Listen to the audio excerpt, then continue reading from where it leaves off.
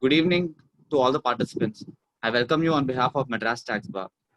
Today, we have a panel discussion by a very esteemed, uh, esteemed panelists on Genesis. They are going to talk on equity, double jeopardy, judicial review, and sub silentio. I welcome Senior Advocate Manishankar sir, Senior Advocate Enel Raja sir, Additional Advocate General Narmada Sampath ma'am, and Senior Standing Counsel Aparna Nandakumar ma'am. So the entire session will be moderated by Aditya Reddy sir, and at the end of the session, there will be question answer round for which you can raise your hands in the app or you can put in your queries in the chat box. So depending on the availability of time, we will try to take up as many as questions possible. Uh, so so we shall start with the session, sir. Aditya sir, over to you. You can for brief introduction. Good evening, everybody. I'm sure all of us are by now a little tired of these webinars happening everywhere. So I have been specifically instructed by the panelists to keep the format as informal as possible. Though we won't be interrupting them when we speak, they have promised to keep it as conversational as possible and as interactive as possible. We will note down our questions and we will ask them at the end of the session, like how it usually happens in all our webinars. Today's session is special because we are going back to basics. By going back to basics, I don't mean the parota joke in the Tamil movie where someone says, "Modallendu marubadiyuma." It's not that. But see, for example, we are all tax lawyers for so many years, but still if somebody suddenly asks us what is tax, we will be startled for a few minutes to respond. Because similarly, the four concepts that we will be discussing today are so fundamental to our legal practice on a daily basis that we take them for granted. So today I think is an excellent opportunity for us to understand the original meaning of these concepts, and I'm sure we will be traversing the very roots of our jurisprudence, starting from Roman law, common law, American constitution law, etc. And as I said, as you can see, our panel has equal gender representation. The two men are senior counsel in fact, none of them need any introductions. They have already spoken to us earlier on several occasions. Both the men are well-known senior counsel who are, I think, soon poised to achieve the same status as their respective legendary seniors, Mr. Govind Swaminathan and Mr. Habibullah Basha. Similarly, both the women are setting their own benchmarks of achievement in the bar. So they don't need much introduction individually. I will now call upon Mr. Raja to start his presentation. A brief. Mr. Raja, as we know, is not only a reputed senior counsel, he is an author, he is a historian, he is an institutional builder, he has founded many institutions, and more importantly, he is a lawyer with a social conscience. We should be happy to have him to talk to us about the concept of equity. Over to you, Mr. Raja. Thank you for the kind introduction. Good evening to all the participants. I am here to talk to you about equity. So equity is a large ocean, and even the genesis of equity can take up several hours of discourse. So don't be frightened. I'm not here to hold on endlessly. I'm just going to point out how this concept of equity originated. But when I say that I'm going to talk to you about the origins of equity, equity here plays a triple action, so to say, because then I'll have to talk to you about origin of equity in Roman law.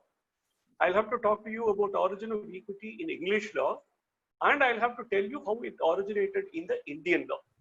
Now, once again, these are not going to be protracted discourses. I'm going to briefly point out. See, I always believe that the purpose of a good education is not to answer questions. It is to question answers. The purpose of a good education must impel you to run to the book as soon as the lecture is over, to educate you more on the interest which the speaker has kindled. That is the best service that any lecturer in law or in any other subject can do. So that is what I propose to do now, that in my brief discourse of about 15 minutes, I hope I will say enough to kindle your interest in the subject that I am going to talk about. Because basically equity has been extensively written on. There is Snell's law of equity. There is Maitland who has commented on equity. There is Blackstone who has commented on equity. There is Story who has commented on equity. These are all stalwarts. They are great jurists who have expanded on what equity is, how it has been applied to various factual situations that come up before court. So it is a vast ocean. And my purpose here is to kindle your interest to take a closer look at that subject. First, let me start with the origin of equity in Rome. In Roman law, the authority who was primarily charged with making laws, in addition to the Senate and the plebeians, was an authority who is the praetor. The praetor would lay down laws which were then referred to as jus civile. This is our equivalent of enacted law and was again based on customs, usages, precedents, judge-made law, and that constituted the body of law which then came to be applied by judges in the Roman system. But in Rome, it was found that the exact application of these laws caused a lot of heartburn, I should say, to certain classes of litigants who felt that justice was on their side, but unfortunately they have lost their case on account of the law being applied rigidly. This then gave reason for the law of equity, which is called equitas. Equitas means the great leveler, the leveler, something that levels. So the law of equitas developed alongside the law of jus civile. This is how it started in Roman law, and therefore there was a model for the British law to emulate when such a system came to be applied in England. But in England, the origin, the reason for the development of the courts of equity were very similar to the reason that existed for the principles of equitas to emerge in Roman law.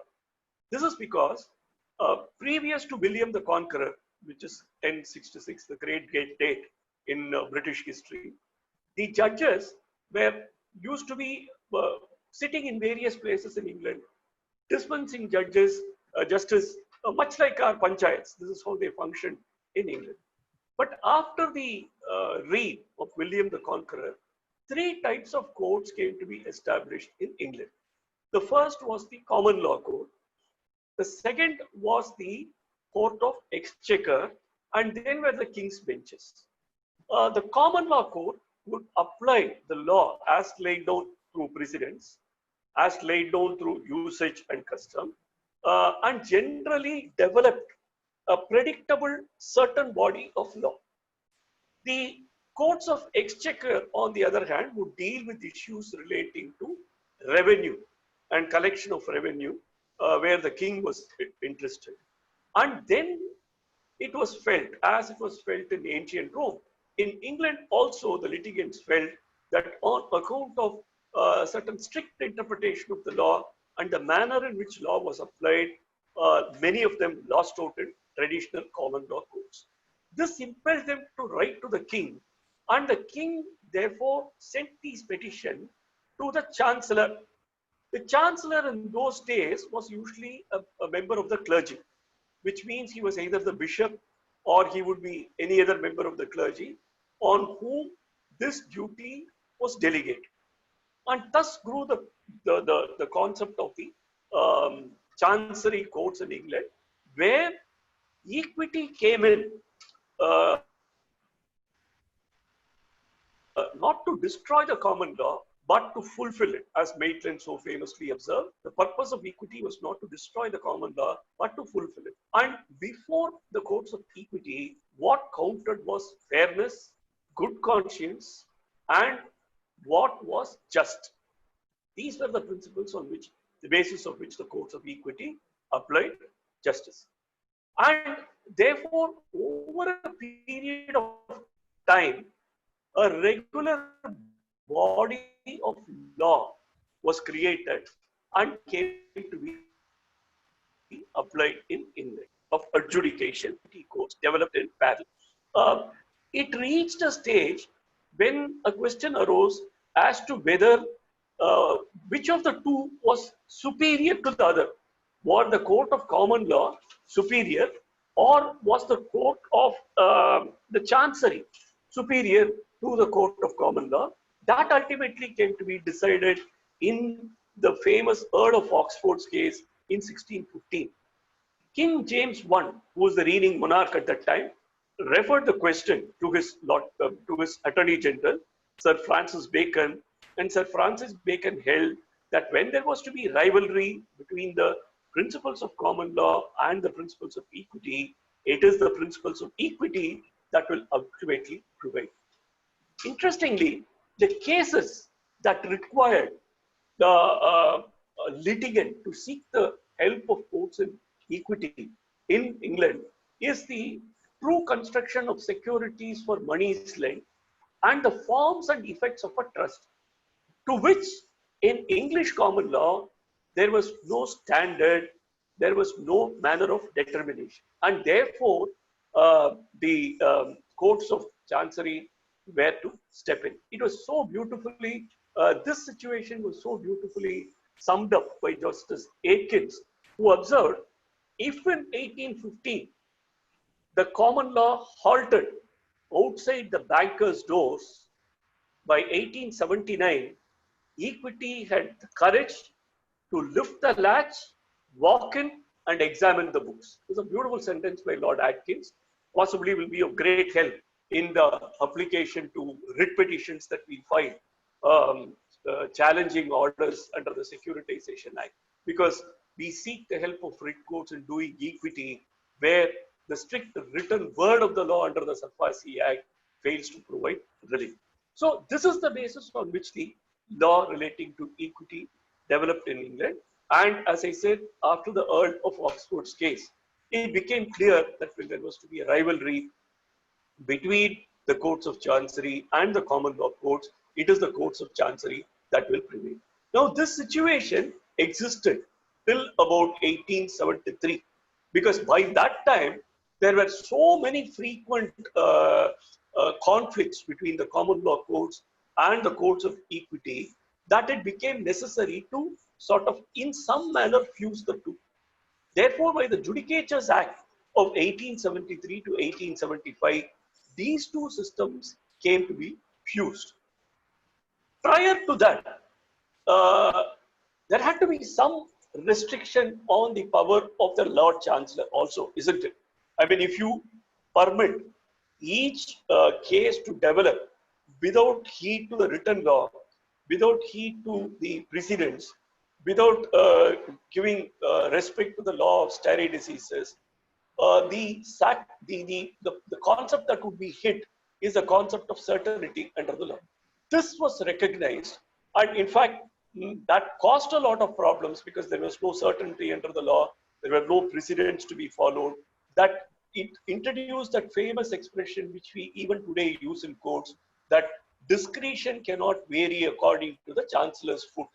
Now, this owes its origin to the fact that many parties who were affected by orders that were passed by chancery courts used to point out that every chancellor had his own notion of what is fair, just, and of good conscience, and therefore there was a large variance in the manner in which the courts of equity were passing verdicts.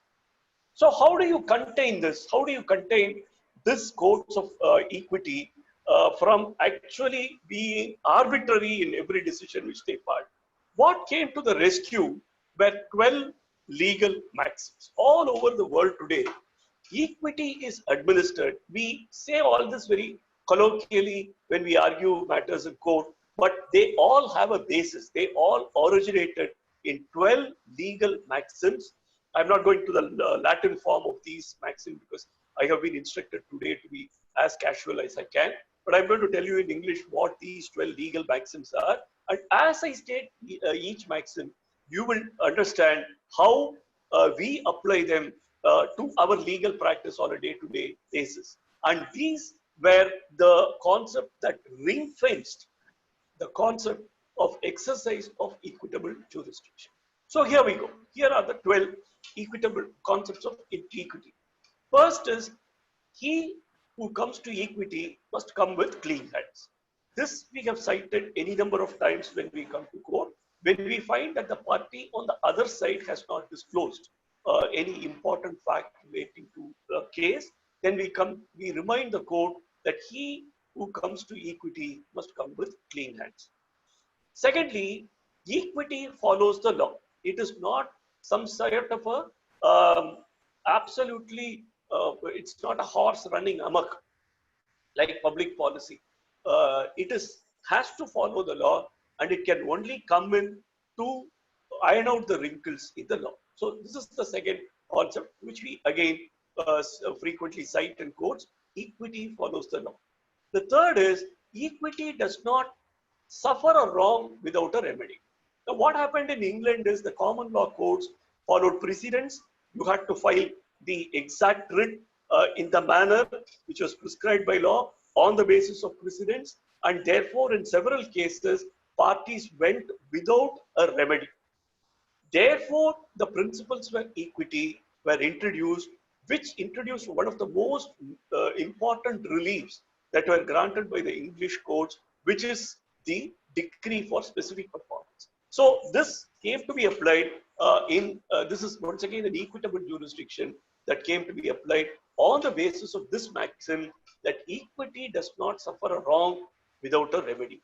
The fourth is, equity does not aid the volunteer. What does this mean? This means that there has to be consideration, there has to be some sort of a reciprocal obligation, and one party must have in some manner suffered a detriment or must have promised to suffer a detriment on the basis of a reciprocal promise. The perfect example of that is, suppose I want to transfer my property to a trust, right? And I nominate the trustee, but then I do not proceed to transfer my property in trust. Can that person then sue me and say that you have to transfer your property in trust? He cannot, because this maxim will go against him, which says that equity does not aid the volunteer. The fifth is, when equities are equal, first in time will prevail. This we come across frequently with regard to property transaction. A sells a property to B.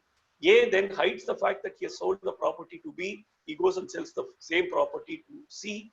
The question is, who of the two are then entitled to a claim over the property? Here, it is once again this maxim. Much of this in India has been reduced to provisions of law, but this is the basis on which they operated in England at a time when these were not codified. Therefore, when equities are equal, first in time will prevail. Then equity looks at substance and not the form. Equity will always address what is just and not the form in which it is to be expressed. So one of the first examples of that, or one of the finest examples of that, is the equity of redemption, which was introduced into the law of mortgages in the Transfer of Property Act. Once again, as I said, this is all today codified in Indian law, but have their origins in the Chancery courts in England. Then comes the principle that he comes to equity must do equity. So where do we find the application of this? In specific performance suit, until the law was recently amended, you had to plead that I am ready and willing to perform my part of the contract. Once again, we see that this principle has now been transferred to, has also found place in the statute law. Then equity regards that as done, which ought to be done. So this has its application in the principle of constructive trust. Once again, finds echo in the provisions of the Trust Act. Delay defeats equity. Now this again, we cite day in and day out. We invoke the principle of laches, especially so very important in trademark and copyright cases, and in very many other types of contracts where if the person, even though not barred by limitation, he can just bring a suit 4 months after the cause of action has arisen, 6 months after the cause of action, far away from the period of limitation which the statute has prescribed, still the court will refuse to exercise an equitable jurisdiction when it lays down the principle, because on the basis of the principle that equity, but delay defeats equity. Then, 11th, 10th principle is one should not profit by intentional misdeeds. That equity will not recognize a situation where one tries to profit by his own misdeeds. The first best case is that of Briggs versus Palmer, where the property was left to a grandson. The grandfather was still alive at that point of time. There was an altercation between the grandfather and the grandson, and the grandfather wanted to change the will. To ensure that the grandfather did not change the will, the grandson murdered the grandfather. Such nice families we had in those days. After that, he sued for the property that was left in the will. The court applied this maxim and said that he is not entitled to the bequest under his grandfather's will, because by his own misdeeds, he had disqualified himself for the inheritance. The 11th important maxim is equality is equity. This is applied in cases of proportionate equity and finds a very important place in marshalling of assets in the Transfer of Property Act, and as also rateable distribution of assets. Then the last is equity imputes an intention to fulfill an obligation. That is, that party who says that he is entitled to some action to his benefit must also show that he has acted justly. So these are the 12 maxims which today find place in many statutes in India that were the genesis for the application of the law of equity. After 1973, these two streams, there was a confluence of these two streams in the Judicature Act of 1873 to 1875, and these came to be applied by the same law courts.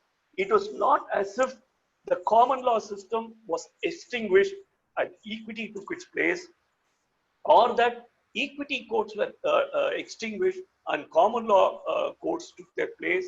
It was that these principles came to be applied by the same courts, and therefore this, even though these two streams were kept alive, the place where they applied came to be the same courts of law.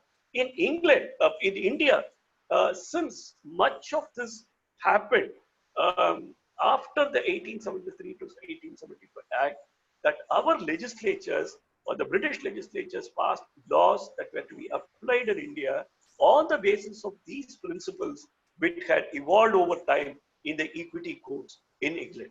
And therefore, it came to pass that in 1877, we had the Specific Relief Act, which recognized the principles of equity, like specific performance of contract, rescission of documents, rectification of documents, etc., etc. But the same act also provided for granting relief like a decree for damages, which was a relief which was originally granted under the common law courts. Then you had the law of contract, in which some principles of equity came to be applied. And then you had the Trusts Act, which created, which once again gave form to these principles like the resulting trust and the constructive trust. All these were embodied in the law relating to trust, both under Section 92 of the Code of Civil Procedure and also under the provisions of the Trust Act, which applies to private trust. Then you had the Constitution of India recognizing these principles in Article 226, and once again recognizing these principles in Article 140. So this basically is the law relating to genesis of the law of equity. I'm sorry if I have taken more time than it was allotted to me, but I think this will give you a comprehensive picture of how the law of equity originated and how it has been applied to India. Thank you. I'm quite glad to answer questions. Everybody else have finished their exposition. Thank you, sir. I'll unmute Aditya, sir. So thanks a lot for that snapshot, sir. We'll be Thank- back to you at the end of the presentation, all the presentations, questions that people. Then our next speaker, Mr. Manishankar, again doesn't need any introduction. Most of us know him as a former Additional Advocate General of Tamil Nadu, but many of us may be surprised to know that he has represented at least 3 different states in special roles in highly sensitive cases. That was his nature and stature of his practice earlier. I now call upon him to speak on the topic of double jeopardy, which I'm sure is within his part of his mastery, because it is a fundamental pillar of our criminal jurisprudence. Over to you. Thank you, Aditya, for the nice words. And good evening, everyone. I'm again happy to be back at the MTB webinar. Today, the topic that has been given to me is double jeopardy. This concept of double jeopardy relates back to the 355 BC during the Greek and Athens times. My talk or my discussion is going to be limited to how it started, how it evolved, and what is the Indian scenario. Almost akin to what Raja was speaking in respect of equity. This dating back to 355 BC, the concept of double jeopardy. What is jeopardy? Jeopardy means hazard, danger, or peril. Now, this concept of double jeopardy, which was originated early in the 355 BC in Greek, the law forbids the same man to be tried twice for the same issue. Here, the crux is tried twice, not convicted or acquitted. You cannot even be tried for the same offense twice. Once you are tried for one offense, whether if it ends in an acquittal or conviction, you cannot be tried for the same offense twice. Is the underlining concept of this double jeopardy. Then this concept was taken over by the UK, by the British, in the Statute of 1487. Prior to the Statute of 1487, it was settled, the law prevailed then was that an appeal over an acquittal by the prosecution over the same indictment is a bar on the ground of being tried for the same offense twice. That is, you can't even file an appeal against either a conviction or acquittal, which brought within the mischief of double jeopardy in those times. However, after the Statute of 1487 was brought into force, this concept was revoked. This Statute of 1487 later on developed or evolved into the Bill of Rights of the British Bill of Rights in 1689, which got the royal assent on 16th of December 1689, which said that no man shall be tried for the same offense twice.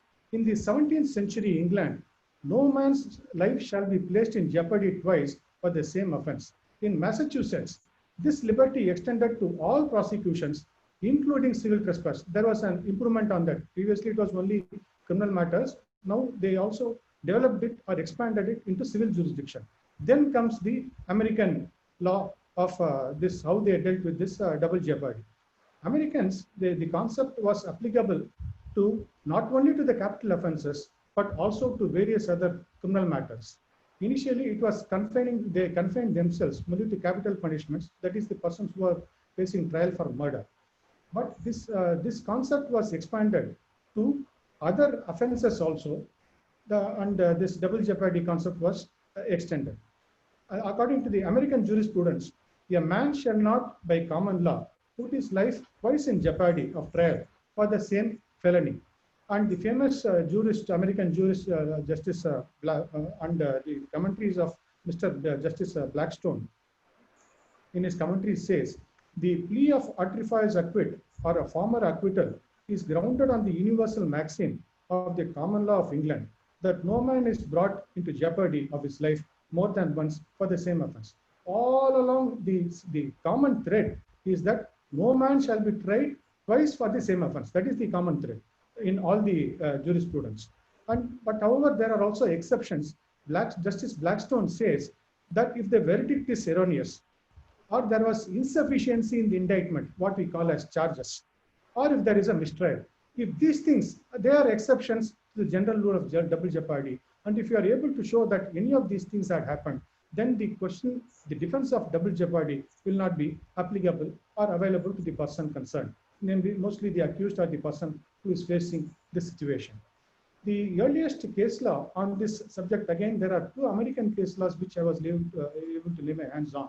Is earliest one, the reported one in an authentic journal, was reported in volume 1, US 236. This was of the year 1788, precisely in February 1788. The question post was quite short. This is the crux of the issue. Whether a case pending before the grand jury can be preliminarily tried by a petty jury. There the concept of grand jury is there and also a petty jury. Grand jury goes into the possible grounds for charging a person. That they call it as an indictment. Whereas the petty jury is where the actual trial happens, where 12 jurors decide the case and come out with an unanimous verdict based on which the judge passes the sentence. While hearing a case, a grand inquest is made where a list of witnesses was given to the Attorney General by the foreman of the jury and which was in turn handed over to the Chief Justice. The Chief Justice wanted to know this defendant who is facing a capital punishment has in his possession a statement of 12 witnesses, and these 12 witnesses, according to him, supports his case, and he wants to examine them by the grand jury to find out before handing over the indictment and whether to proceed with the case or not. Then at this case lands up in the Supreme Court. The primary question before the Honorable Supreme Court was whether by going into this question by the grand jury, whether they can simply peruse the statements and give a verdict.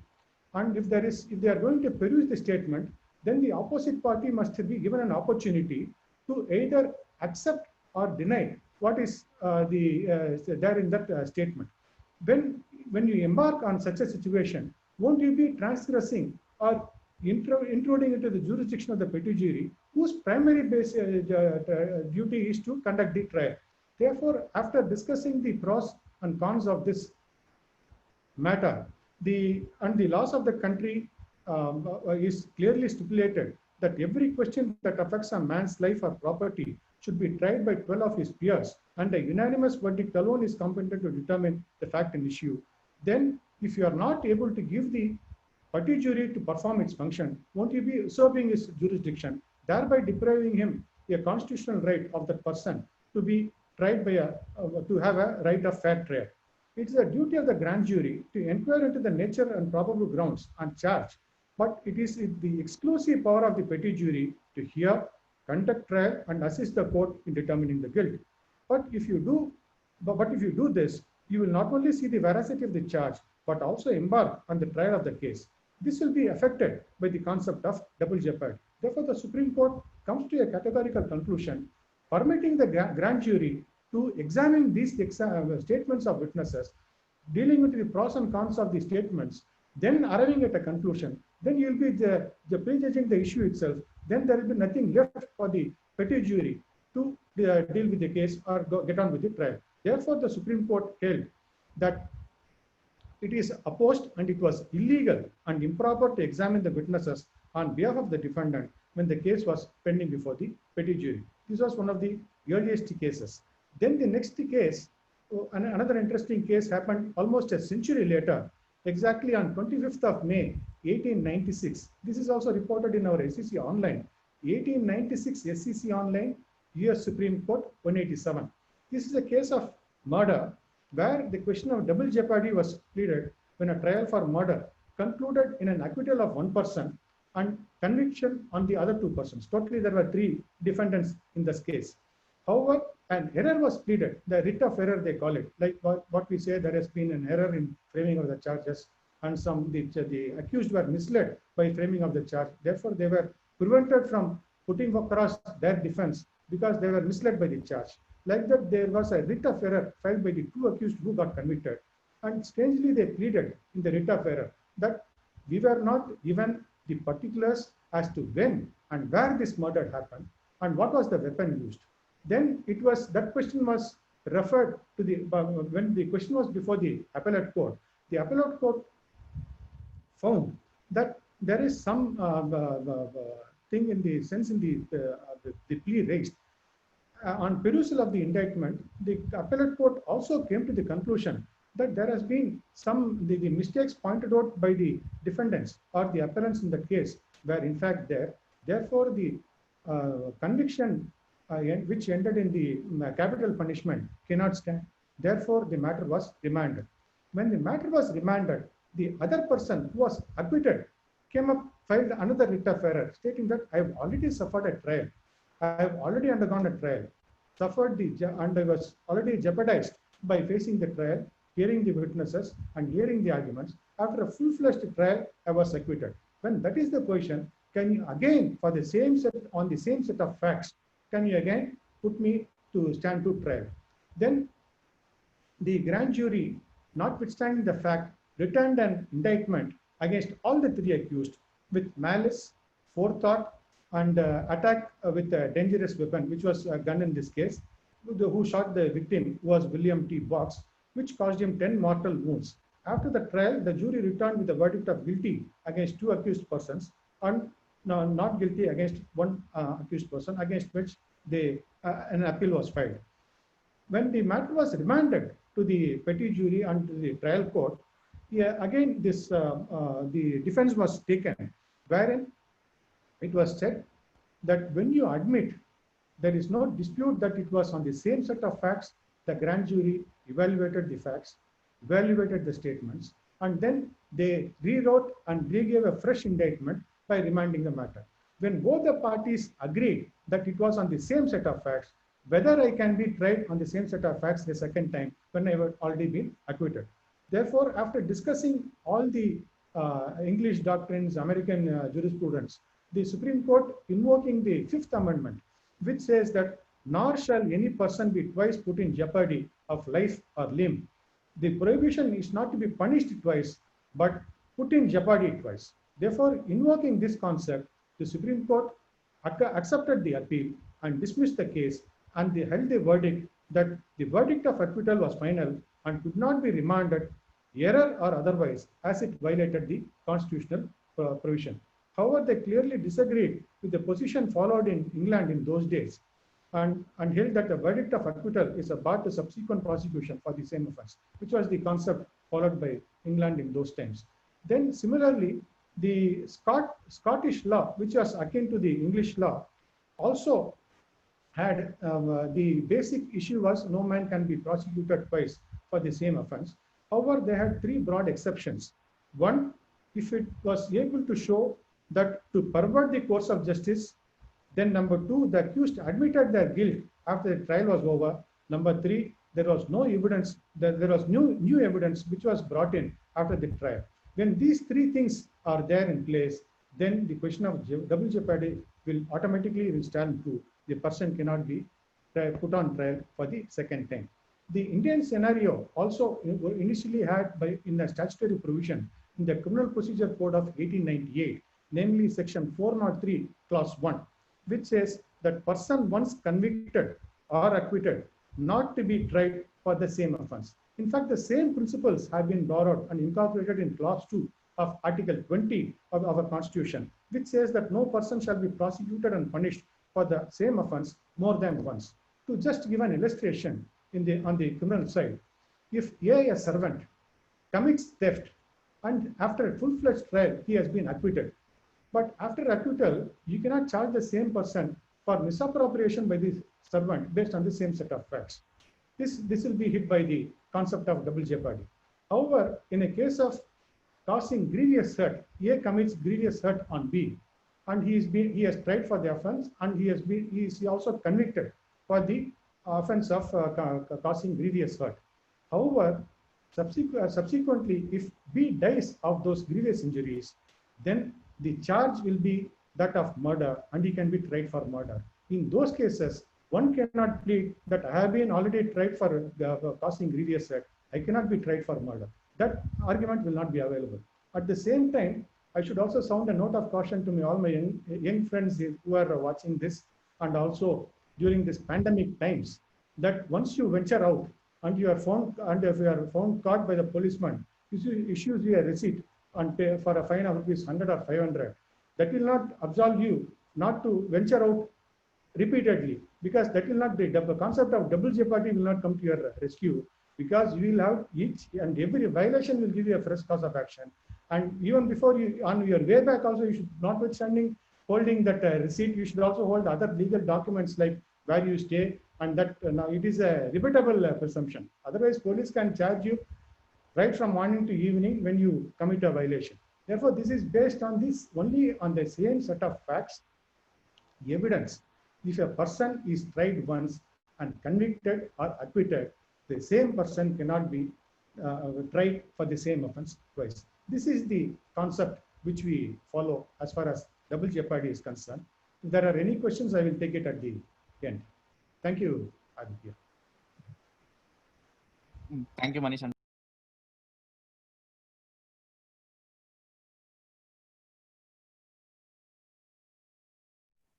Finally, our Aditya. final topic is actually the most unique and most interesting of all the topics. It's a subsilent show. It's not something that we come across as commonly as the other three topics, but it's also very important, and I'm sure its origins are very, very interesting. To speak on it, we have one of our very own pillars of MTB, I should say, Apana Nandakumar, who comes from a family of judges, lawyers, and auditors, and who is now considered to be one of the foremost tax experts in South India. She is, her knowledge is sought after not only by clients but other professionals also from throughout the country to address them, to address seminars, lectures, etc. I request her to speak on the topic. Thanks. Thank you, Aditya. That was a very nice introduction. I do not know whether I really deserve it, though. See, after hearing the eminent speeches by the three stalwarts, I'm actually shivering, because see, I really have to, they have set such high standards. Now I have to reach up to those standards in order to deliver a good lecture. So my task is quite difficult, but I will try to do my best. Now, you're all aware of a very interesting story in the Mahabharata. In the Mahabharata, in the Vanaparva, there is a story which goes that the Pandavas who have gone on an exile, they are actually, while wandering in the forest, they feel very thirsty and they go in search of water. And there is a lake which is guarded by an yaksha. Now this yaksha keeps asking questions, and none of the brothers except Yudhishthira was able to answer the question. So when Yudhishthira goes there and he finds his brothers all swooned over, they've all fainted. So the yaksha asks him a very pertinent question.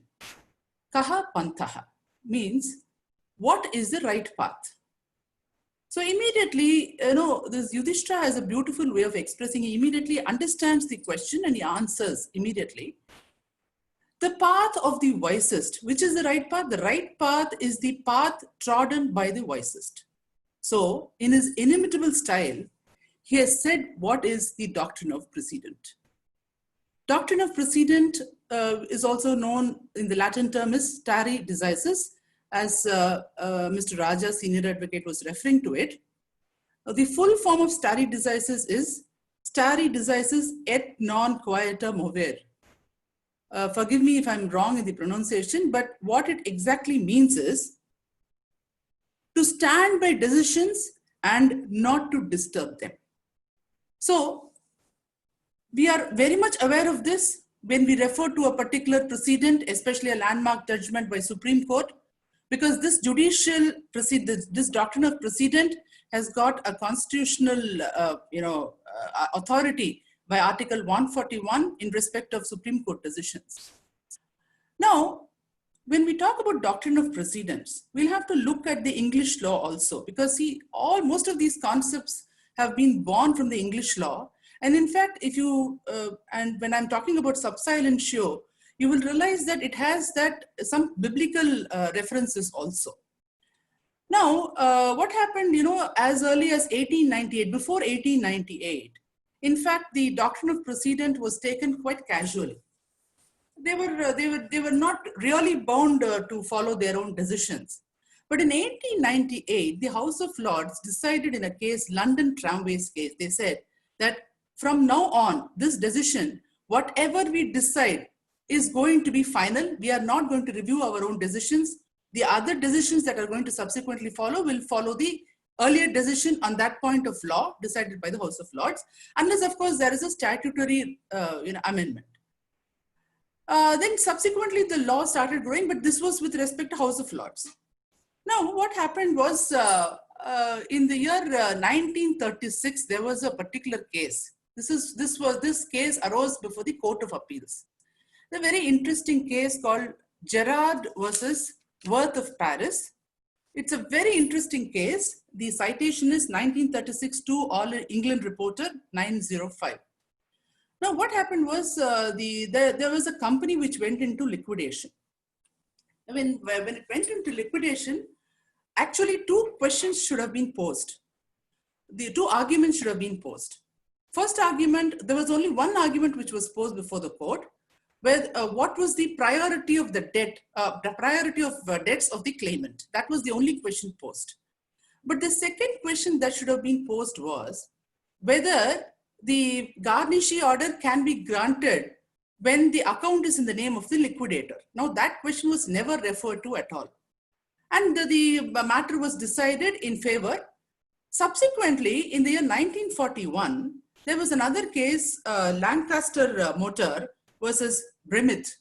The citation is 1941, 1 King's Bench 675, which arose before the Court of Appeals. Now, in this case, when this Gerard versus Worth of Paris was referred to as a precedent, the Court of Appeals said, we will not follow that decision because there is a deliberate sub silentio. This particular argument, two arguments, 2 points of law should have been raised. Now, there was only one point of law which has been addressed. The other point of law, the other argument was never addressed, and therefore we will not follow that decision. So Gerard versus Worth of Paris was not followed by the Court of Appeals in its decision in Lancaster. Now these two decisions have been the basis for our Indian law. In fact, when I was reading through the decisions, I found that the first ever decision which has spoken about the sub silentio principle is the Municipal Corporation versus Gurnam Kaur. You can note down the citation. The citation is AR 1989 Supreme Court 38. Or you can, the other citation is 1989 1 SCC 101. Now, before I go into the aspect of sub silentio, what exactly is a sub silentio? In fact, if you go through this decision, you will have a fair understanding about what is sub silentio. I was talking to you about the doctrine of precedence. Now, when is a judgment considered to be a wholesome precedent has been discussed in this case. In fact, this decision gives, in the language employed in this decision is so beautiful. They use, there is one particular sentence in this decision which says that not every word of the judge is an ex cathedra statement. What a beautiful way of expressing. They say that unless every point of law, every statutory provision, everything has been dealt with by the judge in that judgment, it cannot be called as a precedent. It's a beautiful way. Ex cathedra, I looked into the reference of ex cathedra. Ex cathedra were actually statements given by the Pope, I believe. They were dogmatic principles. Whatever he said would become final, and nobody could question it. That kind of a dogmatic statement was known as an ex cathedra. It would come outside the cathedral, and you would say that some kind of reference is there. I think Mr. Raja will be in a position to explain that in a better way. So this particular judgment, I'll tell you the facts of the case. See, the facts goes like this. Very interesting facts. There were some squatters on the pavement near a hospital in Delhi. Now, what happened? Their claim was that they had some kind of a license to have these payment shops. But what happened was during the course of time, they started putting some temporary structures. So the municipal corporation evicted them, tried to evict them, and so these people went. Some of them, in some of these quarters, they went before the civil court seeking injunction. So the civil court said that, see, you are holders of license. So as long as the license is there, nobody can evict you. But you cannot put up any temporary structure. That was the decision given by the civil court. Now, what happened was after that, civil court thing, some two squatters, namely Jamna Das and his brother, they approached the Honorable Supreme Court under Article 32, and they sought for a mandamus. The mandamus was that there should be allotted space to, allotted piece of land on the pavement to, hold shops and all that. And what happened during the course of the argument, the municipal corporation came out with a plan, and they said, yes, we will allot. I don't want to discuss, it's a very long judgment, so I don't want to discuss how it came to be. But the crux of it was a consent order. The municipal corporation actually agreed. They said, yes, okay, we have a plan, and we are giving the Honorable Court an undertaking that we will carry out, and we will give them the piece of land. And it was when the judgment was pronounced, there was a specific mention that it is a consent order and this should not be quoted as a precedent. Now, what happened was, after this decision was rendered, one of the other squatters called Gurnam Kaur, she approached the High Court under Article 226, and she referred to this decision, this Jamna Das decision. So, and she said that I also require a direction, just the way, the Honorable Supreme Court has given. And the High Court actually followed the decision of the Honorable Supreme Court.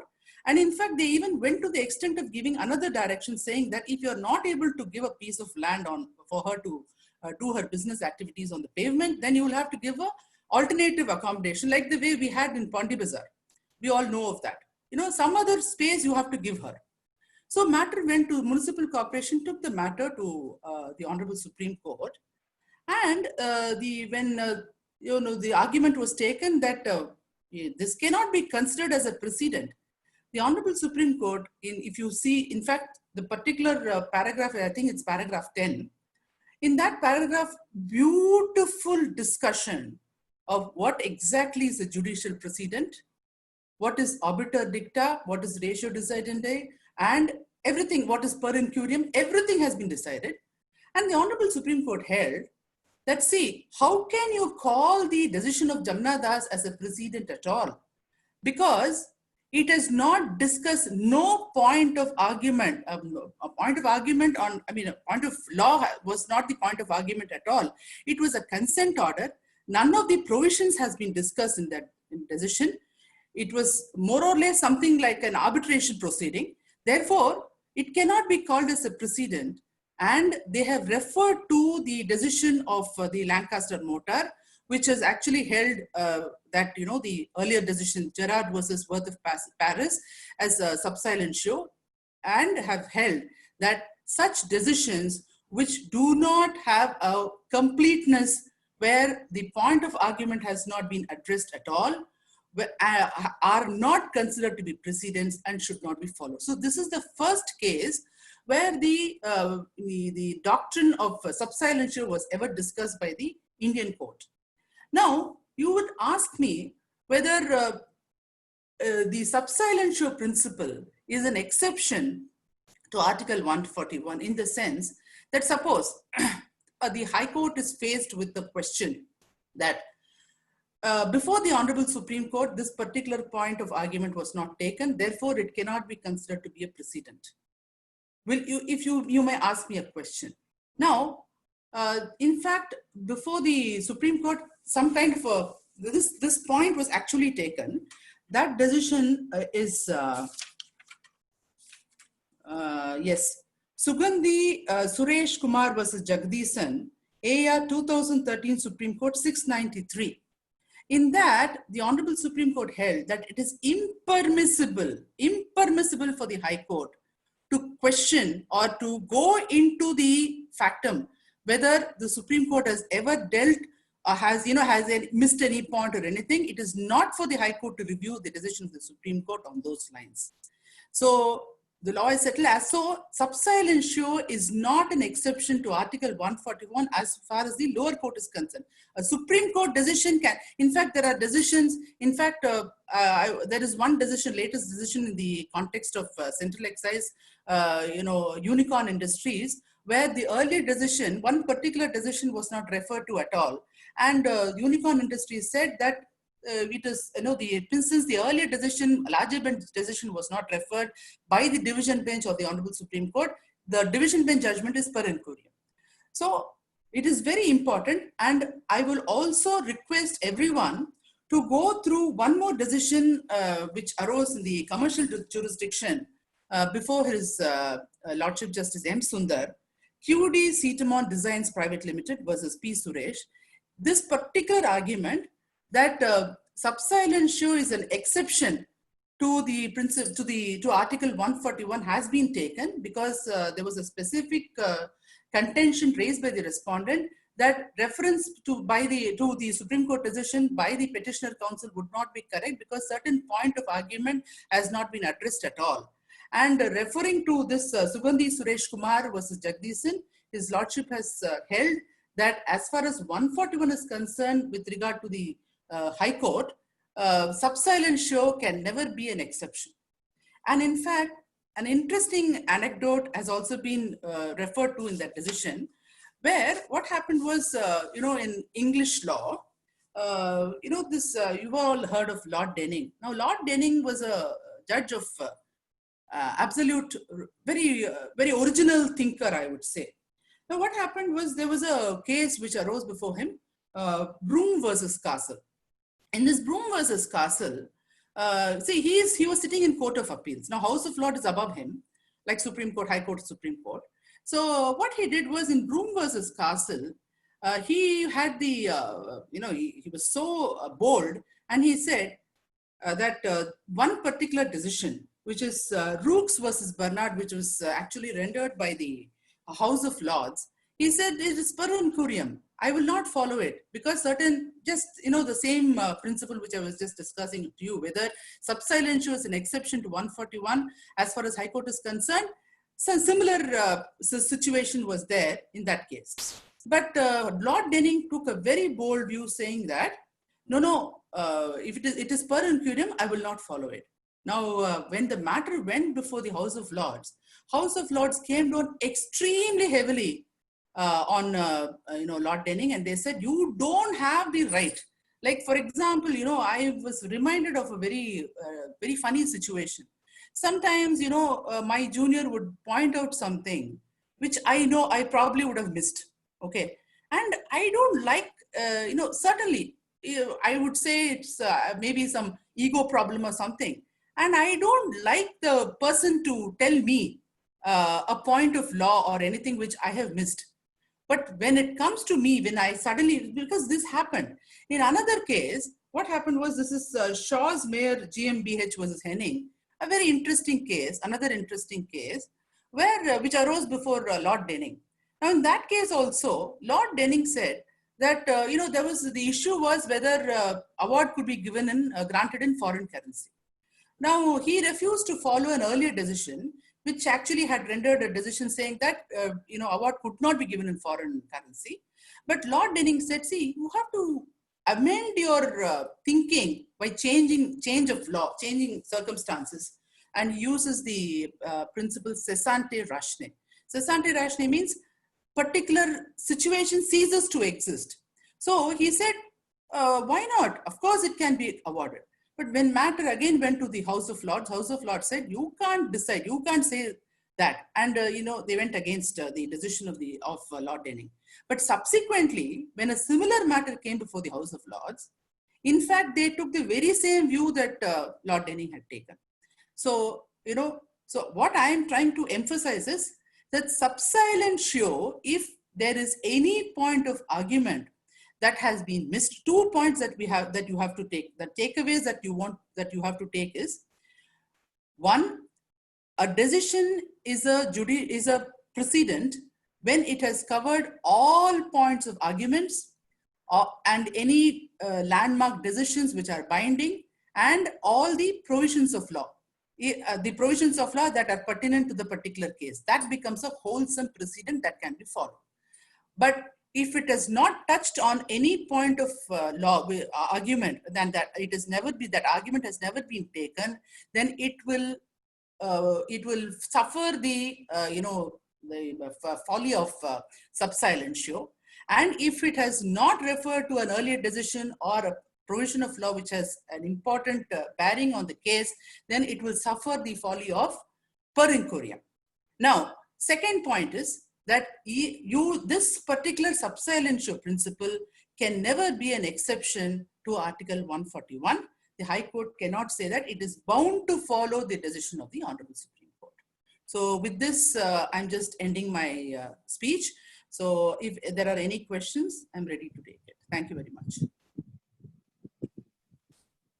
Thanks a lot, ma'am. That is, you explained the current context also in light of recent decisions and our constitutional provisions. It's very useful. Now I open the floor for questions. If anybody has any questions, please raise your hand. Participants, you can raise your hands in the app, or you can put in a message in the chat box. Yes. We will take up the questions with our panelists. Sir, actually, I had a question for Raja, sir. Sir, like you mentioned. I'll unmute him. Sir, Yeah. Yes. Sir, you had mentioned all the attempts at codification of the principles of equity. Sir, most of the laws appear to be in the realm of private law. But you see, in 226, courts continue to exercise the equity jurisdiction without any, what should I say, specific guidelines like how you have the codified private laws. Do you think there's a reason for it, sir, that there is discretion with courts still under the public law equity jurisdiction? Yeah, that's a good question. See, basically, these are prerogative writs. So the origin of the writs actually originated in the common law code. They didn't originate in the equity code. You had to go to court with an application for writs. The attempt at codifying the equitable principles was done to put the equity jurisdiction into some discipline, right? But once again, Article 226 and Article 32 of the Constitution are exceptions to this. And basically, it is to vest the power of the court to iron out the wrinkles in the law. It is very similar to the equitable jurisdiction that was exercised even by civil courts. Therefore, even though stricto sensu, this is not applicable to the writ courts, but by practice, because please point out to me any provision of Article 226 or Article 32 which even uses the word equitable relief. It doesn't, right? Therefore, on account of practice, it has come to be applied. The same practice which sort of guided the working of equity courts, the Supreme Court and all other courts exercising equitable jurisdiction under Article 226 and Article 322 are using the very same equitable principles because there is a guide somewhere which has been applied earlier. Thanks a lot. I think Satish Sundar sir has Yes, I'll unmute him.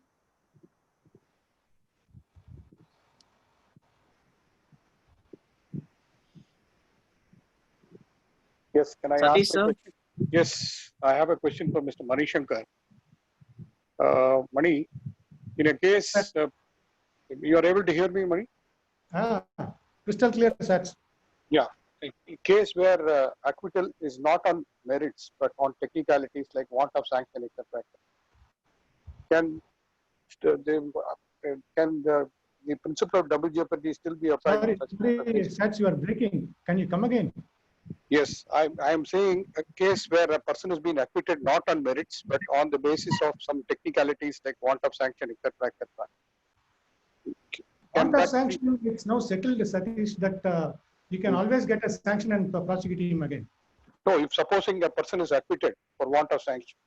Yeah, he can do it because in that acquittal itself, the judge would have said in the last paragraph that this will not preclude the prosecution from obtaining fresh sanction and prosecuting him again. But therefore, he can be This is the tried position again. as regards sanction is concerned. He can still be tried. Correct? Yes, yes, yes. In fact, recently, I think I read in one of the journals also, very recently, Supreme Court has said for want of sanction. Okay. I think just a couple of weeks back, I saw it. Thank you. Thank you. That's what I wanted. Thank you.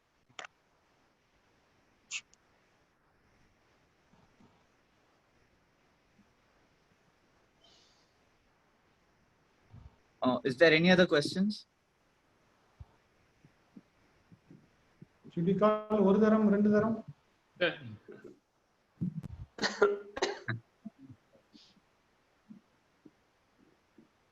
Dr. Krishnanand, I'll unmute him.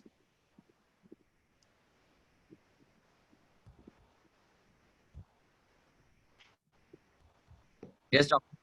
To supplement Mr. Manishankar, the judgment was rendered just, I think, 3 days back by Justice Bhanumati and Justice Indira Banerjee on the question of sanction. Yeah, yeah. Yes, just 2 days back. Yes, yes. Yes, sir. Just to It's supplement in it. the live also. Yes, yes. Just to supplement whatever you said. Yeah, yeah. Thank you. Thank you. Thank you.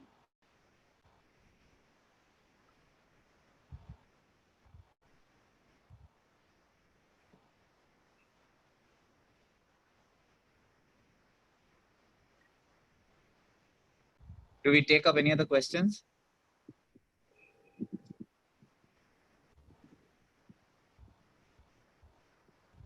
Ardhini has put a question. I think you can, if she is there, you can unmute her. She can ask. Yes. Sir, actually, the principles of double jeopardy and taxation law, tax law is quite strict when it comes to interpretation. So there are situations both in direct and indirect tax where they tend to tax two different persons for a same set of transaction. Could you just give us some kind of an view on how it has to be interpreted, this kind of a principle in taxation perspective?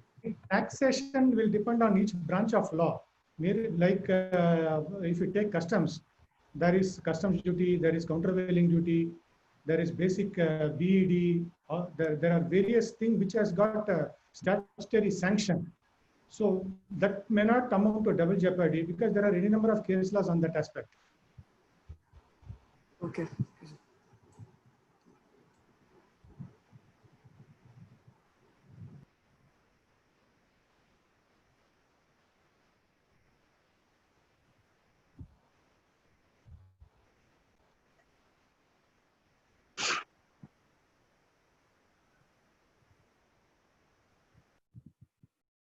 Aditya, next. Yeah, it seems to be. I think people are very clear. The presentations were so lucid that, and because they dealt with the fundamental aspects of the subjects, I think people seem to be content. In fact, really aware of it. no, ma'am, you can see that actually that nobody is leaving. Everybody, normally what happens is people leave the webinar if they are not in, but all the audience is almost intact from the beginning, but they are also not asking questions. Probably they want you all to They all be doing or this. speak a little more. Actually, I think whether to leave there or is not to leave. one. I see one hand raised. Mr. Srinivasa Murthy. Hello, Yes, sir. I am an alien to taxation law, but still I have one question. Wherein generally, whenever a judgment comes, generally it binds on the government or the respondents or the parties. But in taxation law, immediately an amendment is brought with retrospective effect also. Why it doesn't amount to contempt and all? Because I'm alien, I'm asking this fundamental question. Don't mistake me. No. Any judgment, the basis of any judgment can always be overturned by the legislature. See, you cannot the legislature or the executive cannot commit a contempt of a court order, but it is open to any legislature to amend the basis of a judgment. And that is why these amendments are made. For example, if you file a writ petition and say that a particular item is not covered under a particular list, in respect of excise or levy of excise, it is always open to the government later to bring it into that list. There is no law which can prevent the government from doing that. And once it does that, the same party who has suffered tax, who has gone before the court and has managed to get that order extinguished, will suffer a consequence that because the law has now been brought in, that law will be applied to him. So this is always the prerogative of the legislature. There is nothing wrong with it. It cannot overturn a judgment between the parties, but it can overturn the basis of a judgment. And on account of that, if the parties are going to be affected, then it starts a fresh round of litigation. Fresh round of litigation. Well, that is a system of checks and balances, isn't it? Between the legislature, executive, and judiciary. So that will certainly happen. If any defect is pointed out in any judgment, that defect can be rectified by the government. It's always open to the government to do that. Yes. So Dr. Krishnan, I think, wants to supplement on this. Sir, you can, you're unmuted already. Yeah, a question to Mr. Raja. Yeah. Sir, assuming that I get a favorable order in the jurisdiction, the government subsequently amends the law to overcome that particular judgment. Now, what about other parties in the same position who have filed writ petitions at the same time? They do not get the benefit of the benefit. Isn't it violation of Article 14? How would it be a violation of Article 14? There is a judgment. That judgment will apply to all like-minded, similarly situated individuals. So obviously, the judgment is applicable to all similarly situated individuals. So that law, on the basis of which that judgment is granted, is set aside. That also will apply equally to all similarly situated principals. Therefore, there is no violation of Article 14 at all. It is applied evenly. You mean to say that even the person who had obtained a favorable judgment and that judgment sought to be overcome by the legislature, overturned by amending the act or the statute, stands to lose the benefit of the judgment that he received? Yes. If the law has been changed, then he also stands to lose the benefit. Because the law now is uniformly applied. Law as a legislative measure then applies to all similarly placed persons, and therefore it will apply to him also. Okay, thank you.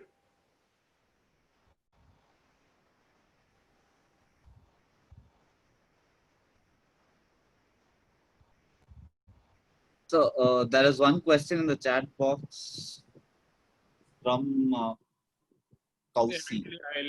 I'll just about the question from Kausi is basically relating to the principle and Order 39, the role of equity in while applying Order 39. Sir. That is the question. Yes, these, as I said, these are all equitable principles which have evolved over a period of time. And where in Order 39 does it say that a case must have, there must be a prima facie case, there must be balance of convenience and their relative hardship. These, you don't find all these in statute law. But as a judge-made law, these are principles of equity that have evolved over a long period of time. And in fact, many similar reliefs have evolved over a period. For example, Anterpiller order, similar to order of injunction. Where do you have the equivalent of an Anterpiller order in any enacted law? You don't have that. This is what we call the Mareva injunctions. Where do you have that in any enacted law? These are all principles which equity has developed.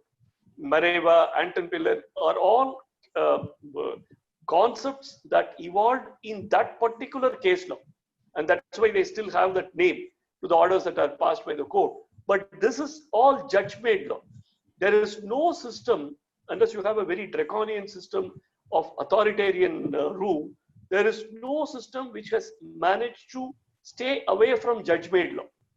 And while we may talk and say that it is the legislature's duty to bring about laws, and it is the judiciary's duty to merely apply the laws, in practice, no system has ever been able to keep away from a system of judge-made laws. In fact, the entire common law in England evolved only out of judge-made laws. But today, we have a combination of both. You have a basic principle which is laid down by the legislature, through process of interpretation, you have judge-made laws.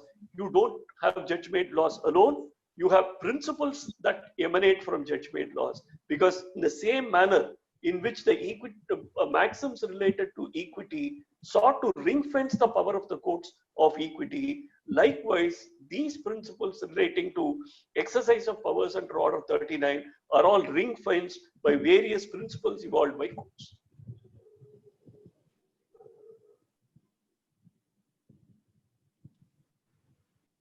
Thank you, sir.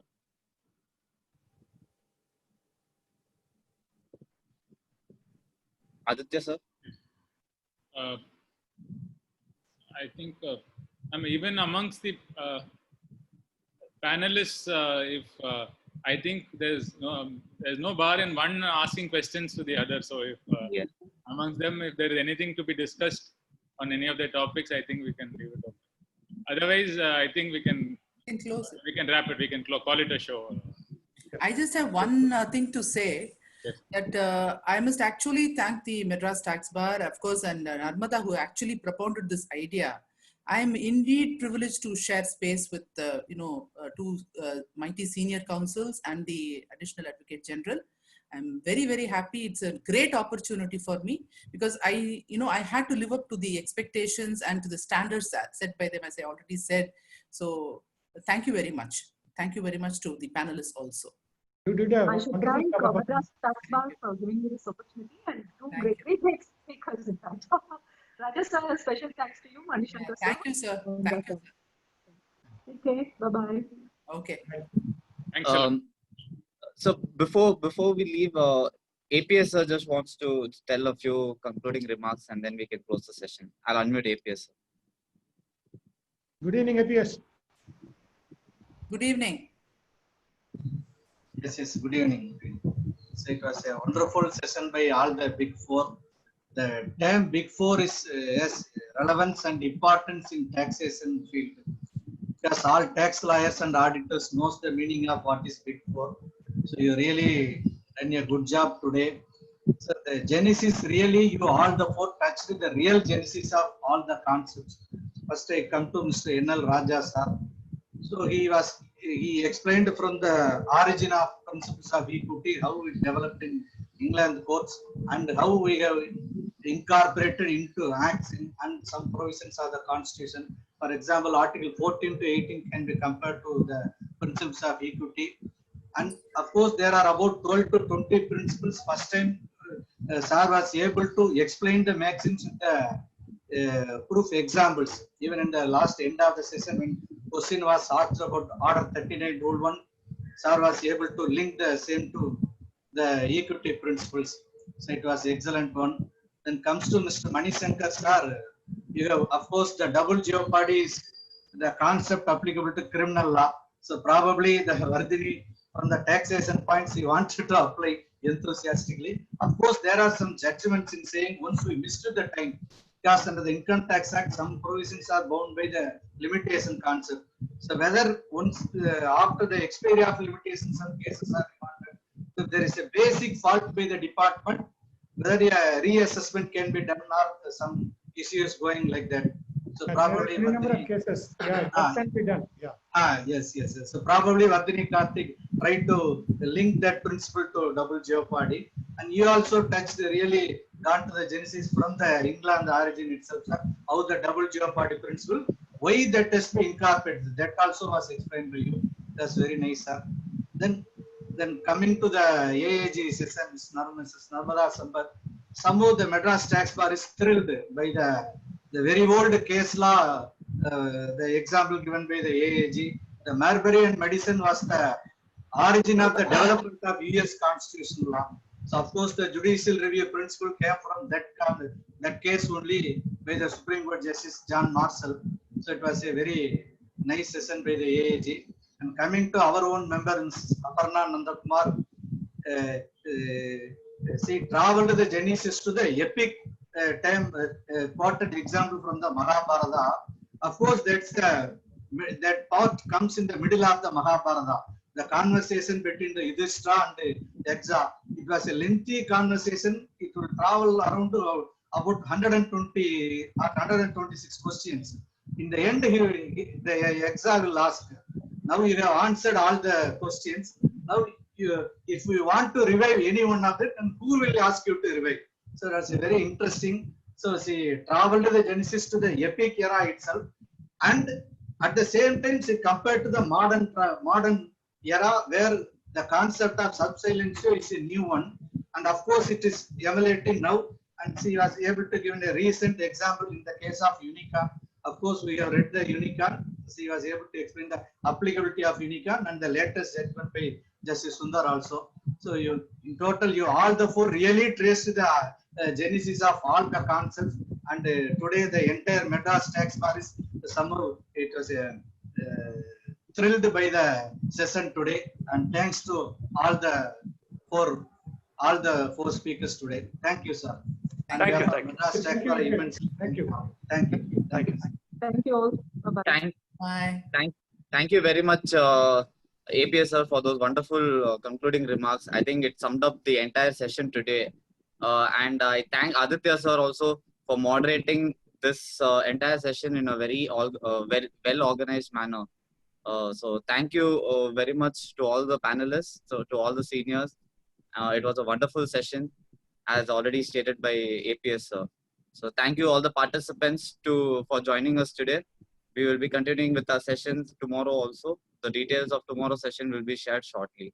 And this session will be uploaded in our YouTube channel in a day's time or 2 days time. So thank you once again for joining us today. Thank you to all the panelists once again. Thank you, APS sir, and thank you Aditya sir for this wonderful. Thank you. Thank you. Thank you. I'm ending the session.